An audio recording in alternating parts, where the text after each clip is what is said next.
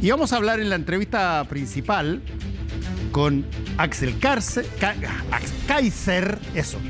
emperador, que significa en español, en alemán en realidad. Axel Kaiser, gracias por estar con nosotros, Axel. La primera cosa que te quiero preguntar es, ¿en qué estatus político estás tú hoy día? ¿Cómo te consideras si tuvieras que presentarte políticamente? Porque tú tienes una fundación que hace un trabajo hace ya mucho tiempo, pero sin embargo eres un referendo pero absolutamente categórico en el marco de la derecha. Y te quiero preguntar, a ver, ¿cómo te sientes tú en términos ideológicos? Desde el punto de vista político, yo en este minuto estoy en proceso de desarrollo para eventualmente en 6 años o 5 años, cuando sea la próxima, no, 6 años creo que es la próxima, correr para la presidencia de la República, si es que veo, a mi juicio, que es la única alternativa para tratar de arreglar el país. Espero que no sea necesario, nunca me ha gustado el poder, a mí me interesa el tema de las ideas, creo que soy bueno en eso, escribir libros, dar conferencias, cambiar mentes. La transformación cultural es un prerequisito para un cambio profundo institucional y que nos lleve por un buen camino, y creo que ahí es donde hago el mayor aporte. Pero en este minuto estoy como un proyecto y sin duda estoy alineado con mi hermano Johannes Kaiser, que va de precandidato presidencial también. Eso es interesante, porque Johannes, lo voy a poner de una forma que espero que no sea ofensivo para ninguno de los dos, pero Johannes aparece después de ti. Tú apareces mucho antes, primero en la UDI, en fin, con una serie de cosas, pero Johannes aparece después y tiene de pronto una ascensión bastante rápida en materia de imagen, a punto que está presentándose como candidato a las primarias para ser candidato a la presidencia de la República. ¿Eso es algo que ustedes conversan o es algo que él tenía ganas de plantearlo así? Sí. Bueno, yo nunca milité en la UDI, no participé mucho en la política de partidos, la verdad. A veces conversaba con políticos, pero siempre estuve en el mundo de las ideas, porque, y esta es una lección muy antigua, ya John Stuart Mill hablaba de esto, que un cambio mayor institucional está precedido por un cambio de opinión pública. Entonces tú tienes que convencer a la gente cuál es el camino para hacer esa transformación, y en ese contexto mi pasión es el mundo de las ideas.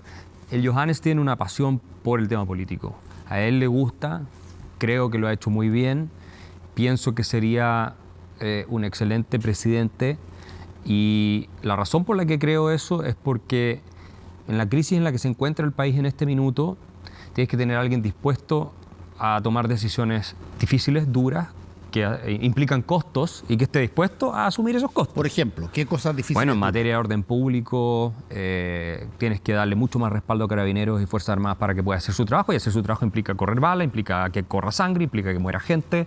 Te van a acusar todas las organizaciones del mundo de que estás violando derechos humanos, haga lo que haga, si hasta a Piñera le pasó. Después el tema migratorio, tienes que ordenarlo, etcétera. O sea, hay un montón de decisiones que yo no estoy seguro si es que, por ejemplo, Evelyn Matei va a estar dispuesta a tomarlas como tiene que tomarse. No creo que ella sea incapaz de tomarlas. Ella podría ser capaz de tomarlas. Pero dudo, dado la trayectoria de Chile Vamos y el entorno en el que ella se mueve, que esté dispuesta a hacerlo, porque el costo es alto. Ahora, Axel, yo lo he dicho muchas veces esto, y la gente que ve el programa probablemente me dice, ¿otra vez va a hablar de lo mismo? Sí, voy a hablar de lo mismo porque es la antesala de algo que tú señalaste, que es, para mí, creo, de las cosas más importantes que probablemente pueden ser determinantes para que alguien sea o no sea presidente de la República. En toda América Latina hoy día ha surgido un nuevo tipo de candidato. Es un candidato que venga de donde venga. Puede ser de izquierda o puede ser de derecha, pero venga de donde venga, tiene 3 o 4 características muy claras. Uno, identifica precisamente quién es su enemigo, sabe quién es el enemigo, y segundo, dice que el enemigo lo va a derrotar por todos los medios posibles, y que si que lo tiene que exterminar, lo extermina. Habla muy golpeado, muchos con garabato, como el caso Milei, como el caso Bukele, en fin. Y la pregunta mía es, ¿ese tipo de liderazgo tú lo ves como un liderazgo capaz de, por el solo hecho de las deficiencias que pueden haber en seguridad pública y muchas cosas que están pasando, genere, así como pasó con Bukele en El Salvador, como pasó con Bolsonaro en su momento, como pasó con Trump en Estados Unidos, que todos fueron muy duros para representar quién era el enemigo y lo que había que hacer?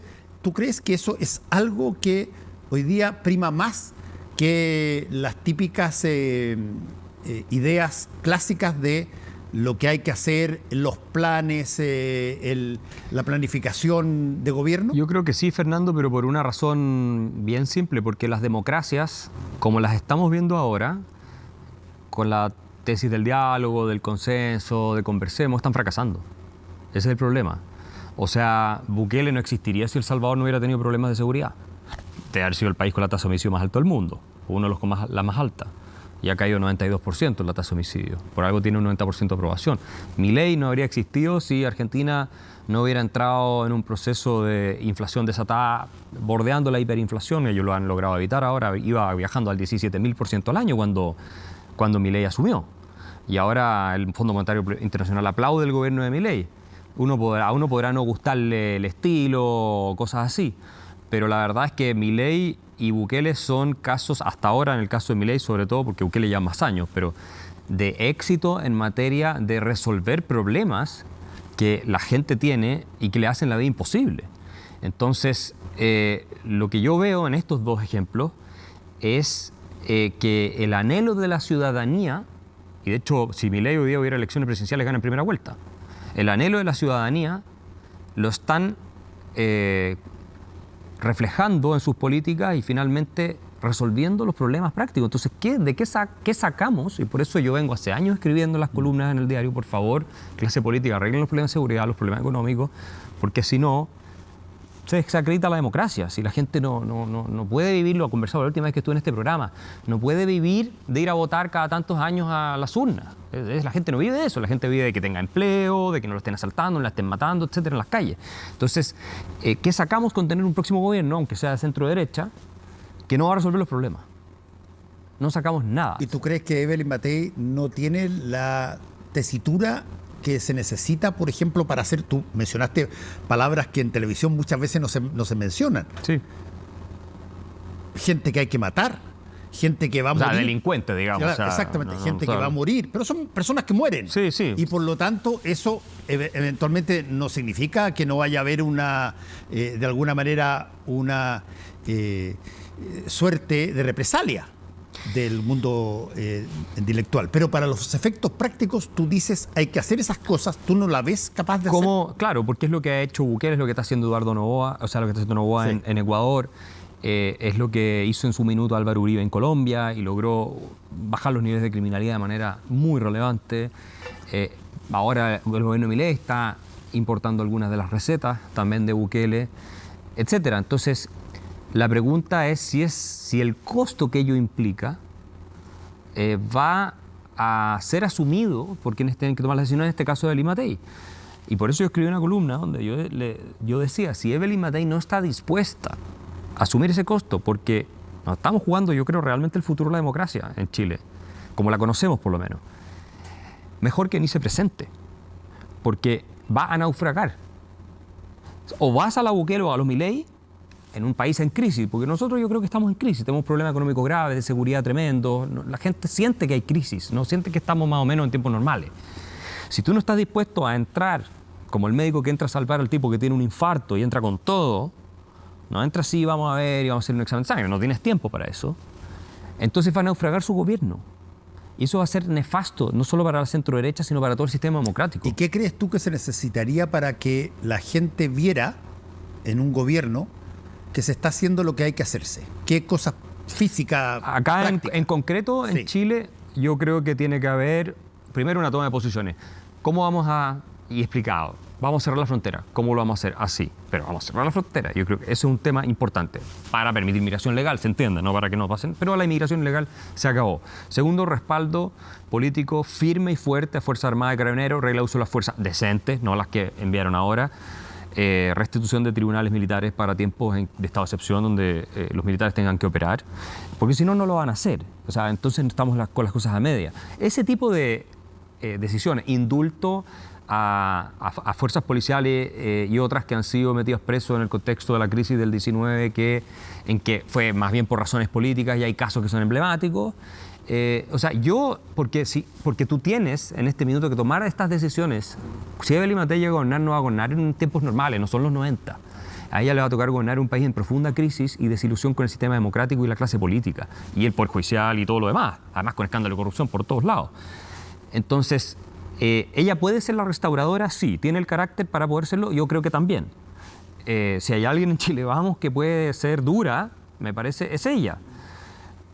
Pero si se deja llevar por lo que Chile Vamos ha mostrado hasta ahora, la fibra de Chile Vamos, que en general es una fibra de una socialdemocracia razonable, moderada, que está bien para tiempos normales, pero no te sirve para tiempos de crisis, no funciona. Si ella sigue por ese camino, va a naufragar y va a ser un desastre. Entonces, el tiempo dirá, yo no puedo decir, va a poder, no va a poder, tenemos primero que ver si gana la presidencial, pero una vez, si es que gana la presidencial, va a tener que demostrar que ella viene con mano dura, porque además es lo que la gente está pidiendo.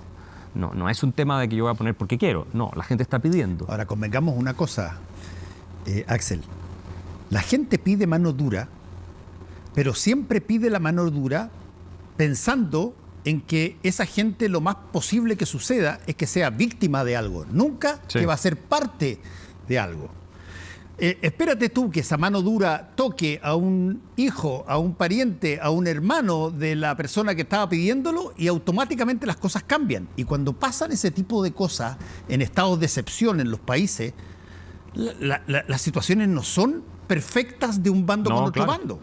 No, pero ahí es donde tú tienes que tener la claridad política, el respaldo a las Fuerzas Armadas de orden y seguridad. No estoy hablando pues, si es que hay un caso que es evidente de un abuso, de algo así que es obvio. No estoy hablando de eso, estoy hablando en términos generales, en este tipo de circunstancias, para que las fuerzas de orden público y seguridad actúen protegidas, en el sentido de poder hacer su trabajo y dar una señal clara a la ciudadanía, y que la mayoría va a estar de acuerdo, si tú lo ves en todas partes. O sea, cuando hay decisión política de enfrentar el tema de la seguridad, las mayorías la respaldan y lo premian. Entonces, si no vamos a tener eso, yo temo que la descomposición de Chile va a ser incluso más acelerada en el próximo gobierno de lo que es ahora. Y se nos está acabando el tiempo.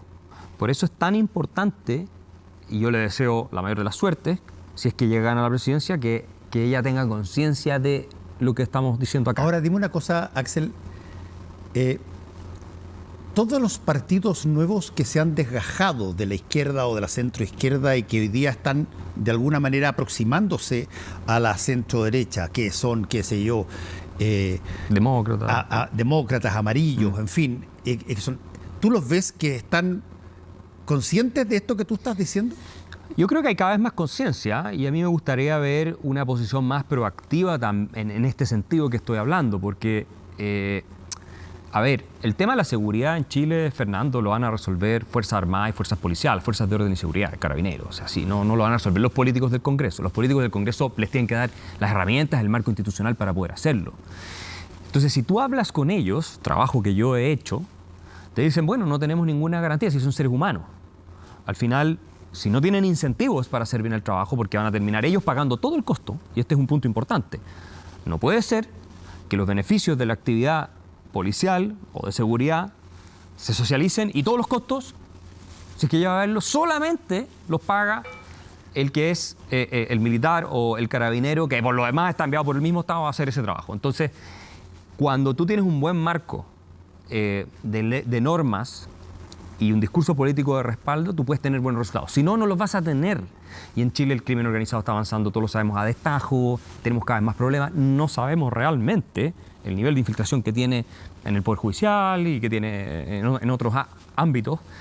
Y entonces no puedes no lanzarte con una propuesta que rompe los esquemas de lo que hemos discutido y hecho hasta ahora, porque esos esquemas son los que nos pusieron donde estamos. Entonces yo espero que la centroizquierda se dé cuenta de que aquí, insisto, una vez más, no estamos jugando el futuro de la democracia como la conocemos.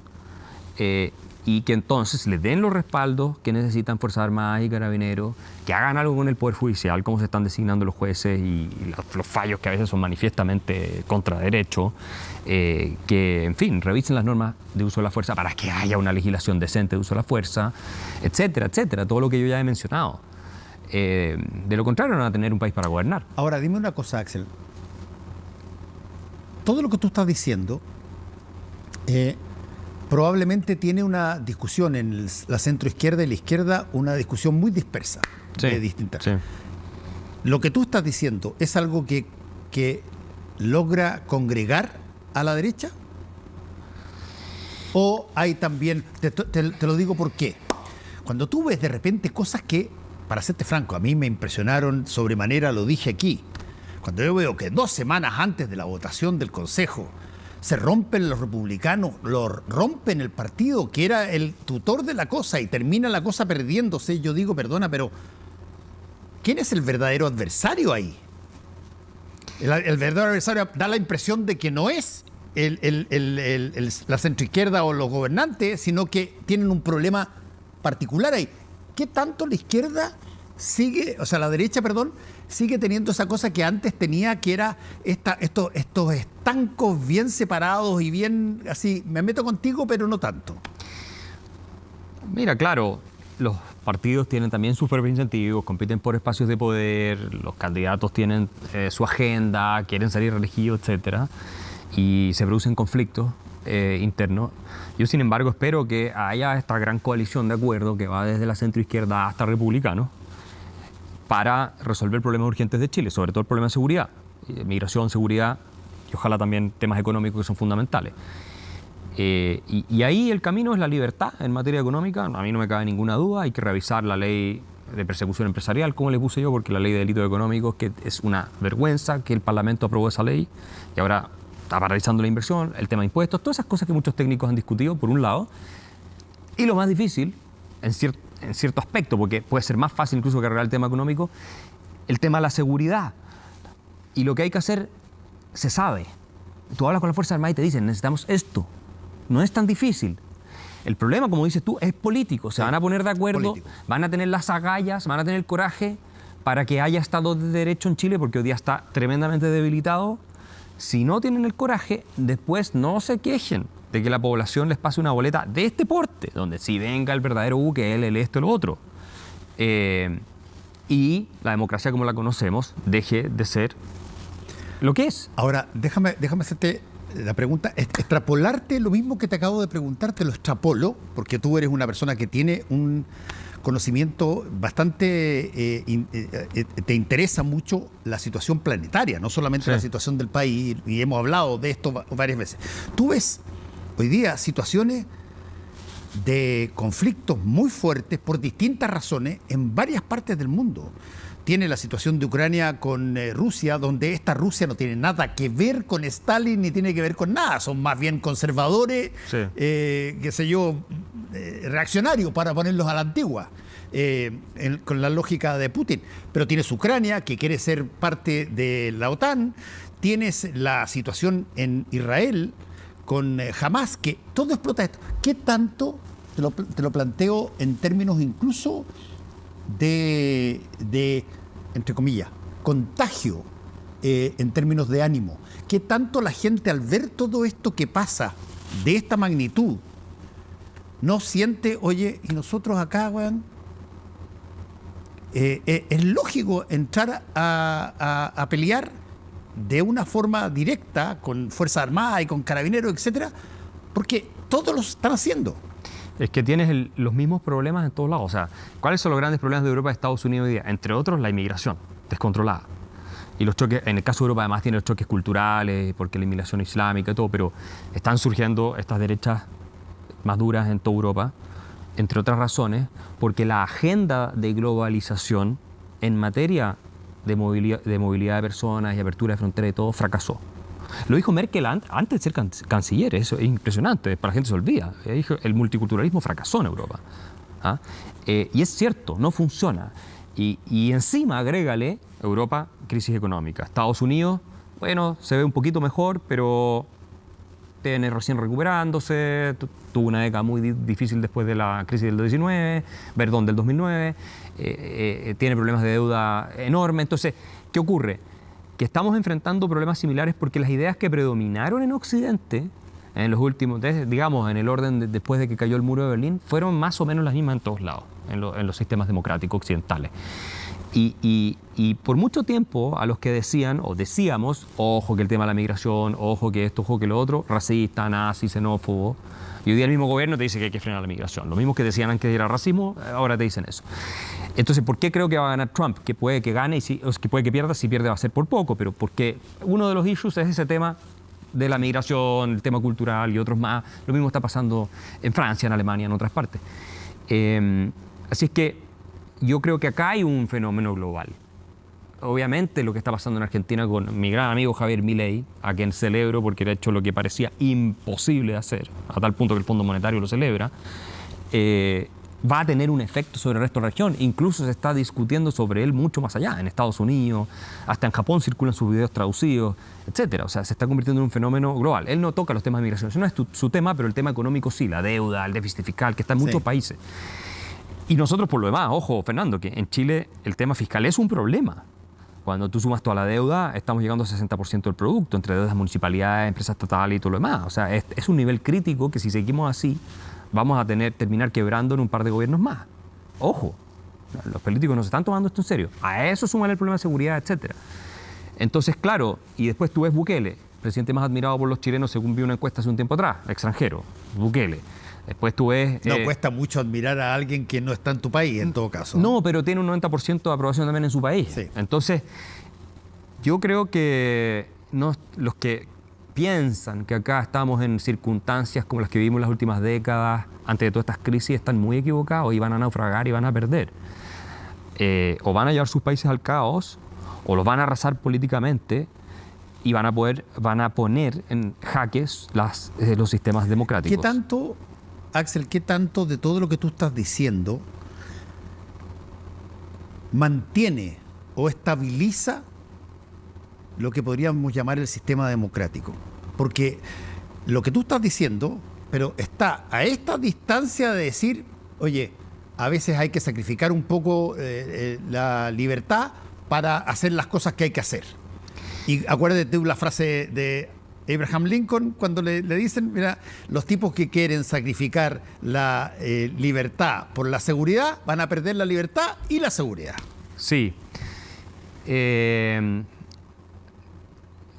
tema es que sin seguridad no hay libertad. Cuando John Locke, en su famoso ensayo sobre el gobierno civil, dice donde no existe la ley, no existe la libertad, a lo que se está refiriendo es que donde no existe el Estado de Derecho, es decir, donde no existe la protección de la vida, la libertad y la propiedad de los individuos por parte del Estado, que es la razón del contrato social, no existe libertad. Porque cualquiera puede ir, te mata, se te quita tu propiedad, que es lo que está pasando en Chile en muchas partes. Entonces, desde esa perspectiva no hay una contradicción entre seguridad y libertad. Sí la hay cuando tú llegas a niveles en que el Estado tiene que controlarlo todo, tiene que investigar, digamos, casi que hasta poner cámaras en tu casa para saber si estás cometiendo algún delito. Ahí entras en una tensión que es evidente. Pero en esto que es lo más fundamental, que es poder caminar tranquilo, sin que te asesinen, que tengas tu propiedad y no se la tomen, no te la roben, es la base de la vida civilizada. Y sin eso no hay libertad.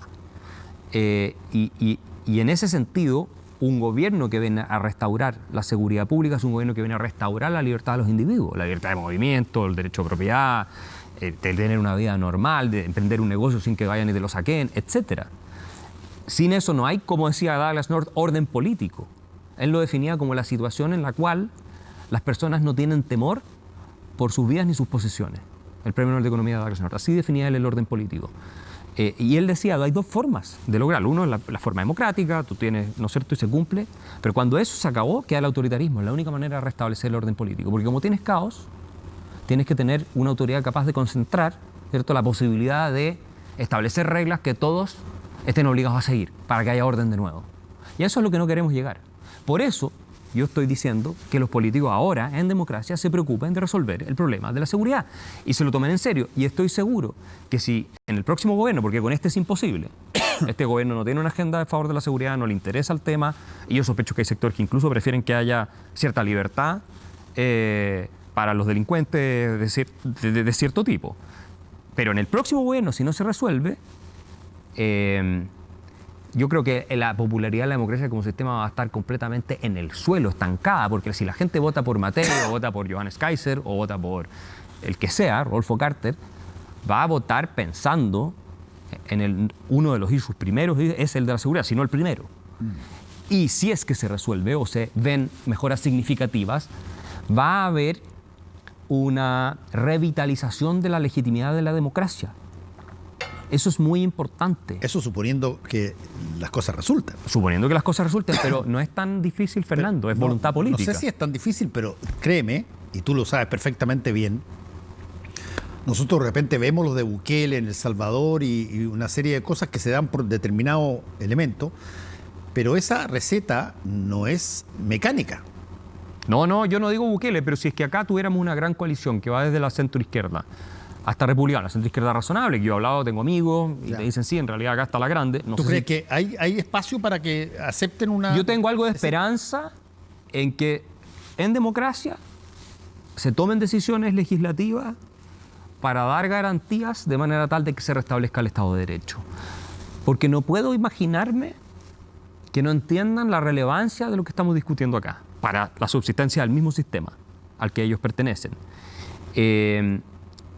Y espero, o sea, tengo una esperanza no muy grande, pero algo tengo de que se den cuenta que aquí está, lo voy a repetir por 10ª vez, en juego a la larga el sistema democrático como lo conocemos. Y si ellos, que son los encargados, nuestros empleados, para garantizarnos una vida tranquila, que es el rol número 1 que el Estado deberá cumplir, proteger nuestro derecho a la vida, a la libertad, a la propiedad, si ellos no lo hacen, con justa razón, la ciudadanía puede decir, váyanse todos para la casa.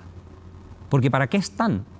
Si tenemos un país destrozado, lleno de delincuentes, de narco, de esto, lo otro, y encima no hay empleo y todo lo demás, ¿para qué están ahí?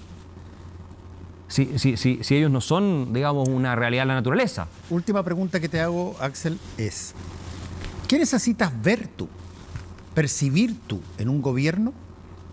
Me importa un bledo cuál es el signo del gobierno, pero el de turno que esté, este o el que venga, para decir, esto está cambiando para bien. Aquí se están haciendo las cosas bien. ¿Qué necesitas ver? ¿Qué crees tú que la gente necesitaría mirar y decir, oye, aquí están cambiando efectivamente las cosas en el sentido de esto? Vas a necesitar, primero, un cambio radical del discurso, categórico, y medidas súper concretas. Desde ahora en adelante se construyen tantas cárceles de alta seguridad para personas de peligrosidad máxima, etc. Desde ahora en adelante los militares tienen estas reglas de uso de la fuerza y los carabineros también. Desde ahora en adelante no se les va a juzgar en cortes civiles cuando estén en estados de excepción, se va a juzgar en tribunales militares. De ahora en adelante. Y eso la gente lo va a respaldar, Fernando. Yo estoy seguro. Entonces, el político que salga con este discurso, estoy seguro que mi hermano Johannes Kaiser está de acuerdo con estas ideas. No lo he hablado con Evelyn Matei, no sé qué tiene pensado en esto, ni tampoco con Rodolfo Carter, pero la gente lo va a respaldar, porque es el tema número 1.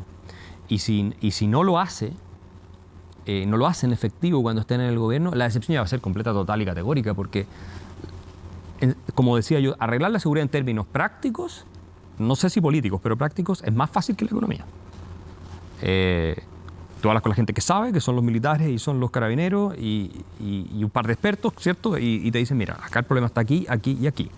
Y lo que necesitas es voluntad política. Donde tú has tenido voluntad política para enfrentar el problema de la criminalidad, pasó con Giuliani en Nueva York, pasó con, tú lo ves en Florida con Ron DeSantis, ¿te acuerdas? If you loot, we shoot. Sí. O sea, si saquean, nosotros los baleamos para el huracán, no hubo ni un saqueo. Cuando hay voluntad política, el tema de la seguridad se resuelve. Pero tiene que ser categórico, de un golpe, no puede ser una cosa media.